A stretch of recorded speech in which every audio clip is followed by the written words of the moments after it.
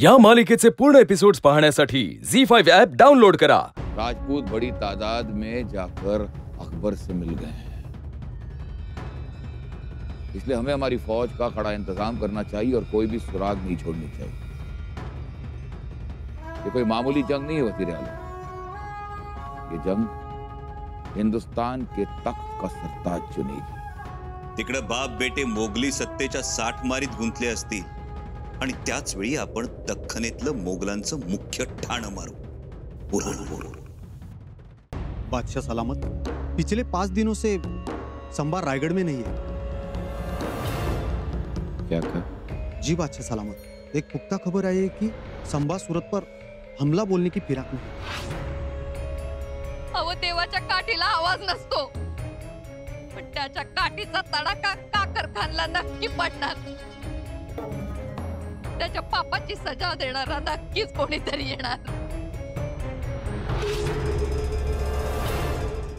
आलन पना औरंगजेब पहुंची हुई हस्ती है, पर अभी तो खामोश बैठे हैं। हारने के बाद भी उन्होंने कुछ किया? आलमगीर औरंगजेब जब कुछ ना करे हैं तो बहुत कुछ करे। उनकी ये खामोशी मने घणी डरावणी लागे। बहिर्जी काका, जरी अकबर युद्ध जिंकला आणि एवढ्या मोठ्या सल्तनतीचा बादशाह झाला तरी राज्य कारभाराची घडी बसवायला त्याला वेळ लागणारच।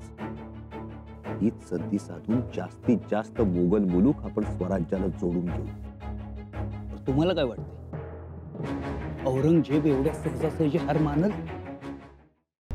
गेले 8 दिवस शंभूराजे गडावर नाही।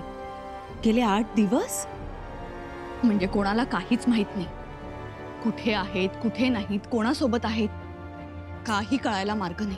पण आम्हाला वाटलं की इथेच असतील कामाच्या व्यापात। कामाच्या व्यापात का भलत्याच व्यापात अडकलेत काय माहित। यहाँ से सूरत के लिए कोई खुफिया रास्ता है, लेकिन किस लिए? किस लिए?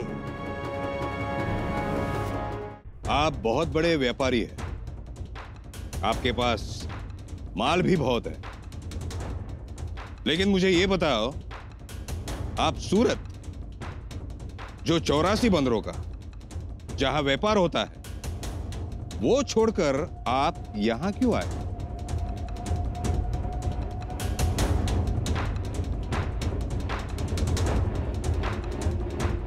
जीनत, अब मुगलिया सल्तनत का खौफ चारों तरफ फैल गया है। इस कदर फैल गया है कि लोग अब बगावत के बारे में सोचेंगे भी नहीं।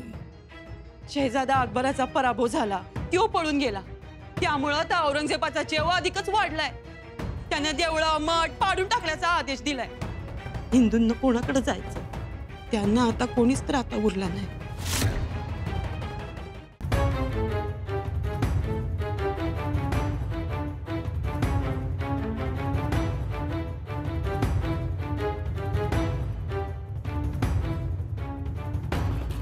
हे बघा, शंभूराज येत्याल, त्यांना या अजून लई येळ आहे, पण त्या अगोदरच हे बुऱ्हाणपूर आपण मारू। आणि ते येशीवर आल्या आल्या हे पेकाट मोडलेलं बुऱ्हाणपूर त्यांच्या पायावर वाहू, असंच करू। अरे नाही केलं तर हंबीरराव नाव नाही सांगायचा। धड़कन भी रुकती है, मेरी धड़कन भी रुकती है।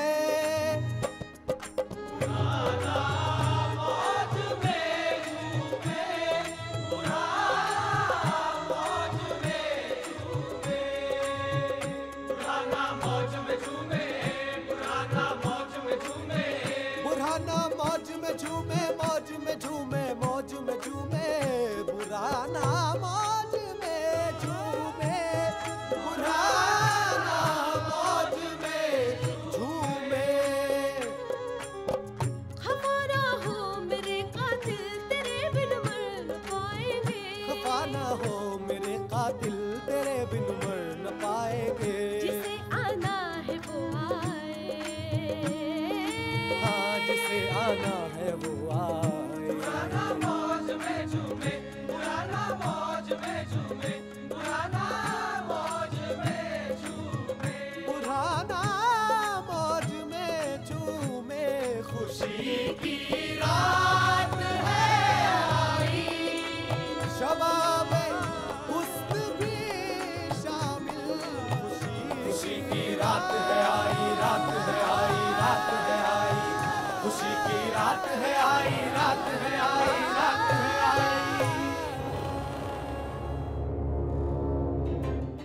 हे बघा, बऱ्हाणपूर आता आपल्या नजरेच्या टप्प्यात आलंया. दिस उजाडल्या बुऱ्हाणपुरात घुसायचं, फडशा पाडायचा, तवाच माघारी फिरायचं. कळलं का? बोला हर हर हर हर हर हर.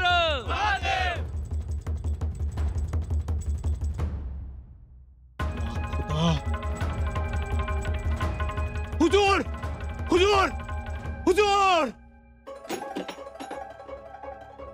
क्या हुआ? इतने डरे हुए से क्यों हो? हुजूर, मैंने मराठों को देखा शहर के बाहर. नामुमकिन. संभा इतनी दूर आ ही नहीं सकता. नहीं, संभा नहीं. संभा नहीं? तो कौन आया है? उसका सेनापति मीर राव पूरी फौज के साथ आया है हुजूर.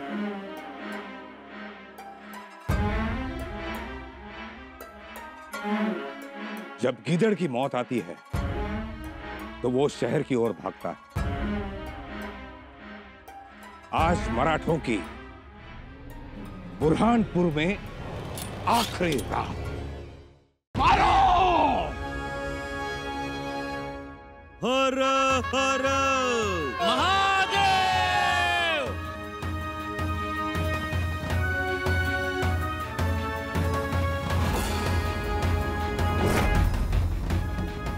शंभूराजे.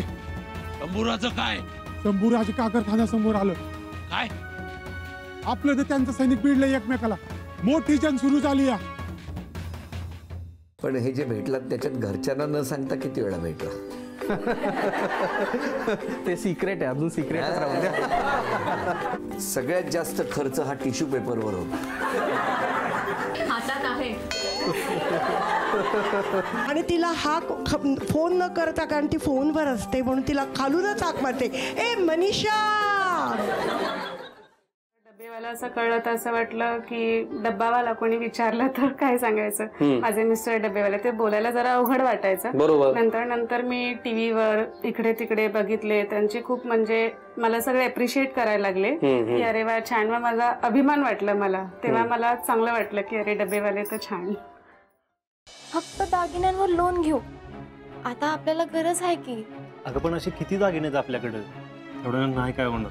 जर पैशाची गरज होती म्हणजे बँकेत तू कर्ज घ्यायला गेला होतास ना? असं विदाऊट व्याज पण पैसे बी देणार नाही ना. मला जरा पैसे पाहिजे होते. किती पाहिजे? 1,00,000 रुपये. हाय अल्ला, आम्हाला जरा लागत होते म्हणून. मला जरा अवघडच वाटते.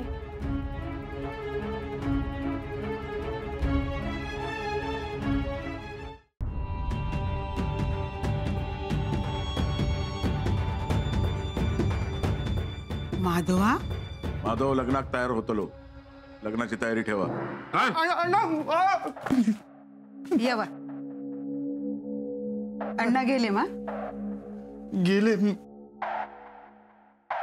पण लीलाबाई म्हणतात मका.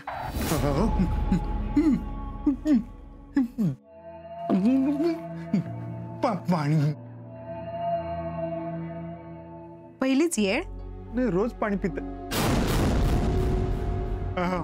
काल रात्री काय बोललास मायराला? असतात या जगात काही नमुने असतात.